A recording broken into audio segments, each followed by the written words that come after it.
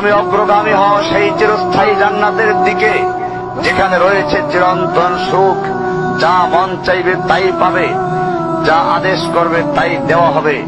জেনে রেখো, দুনিয়ার চাওয়া পাওয়ার পূর্ণতার স্থান নয়, দুনিয়ার চাওয়া পাওয়ার পূর্ণতার স্থান নয়, দুনিয়ার চাওয়া পাওয়ার পূর্ণতার স্থান নয়। জান্নাতি হচ্ছে এমন জায়গা যা তোমার সব আকাঙ্ক্ষাকে পূর্ণ করে দেওয়া হবে। চির কিশোর সেবকগণ, চির যৌবনা সঙ্গিনীগণ, ফল মূল, গোশত, দুধের মধুর শরাবের নহর, উত্তম বাসস্থান ও বিছানা, চির আরাম, চির যৌবন, চির সুখ, অসংখ্য নেয়ামতের মাঝে সবচেয়ে বড় নেয়ামত হবে তুমি আল্লাহকে দেখবে।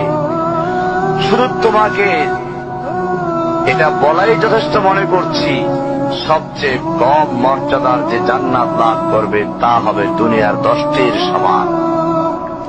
সুতরাং হে মুসলিম, হে ভাই, আল্লাহ তোমার প্রতি রহম করুন। এই বার্তা তোমার কাছে পৌঁছার পর আশা করি তুমি তা তোমার পরিবর্তন এবং সংশোধনে যথেষ্ট হবে। গতানুগতিক চিঠি হিসেবে নিও না আমার এই পত্রকে, ফেলে দিও না। এটা ফেলে দেওয়ার নয়, আল্লাহর জন্য বলছি। এর দ্বারা নিজেদেরকে সংশোধনের চেষ্টা করো।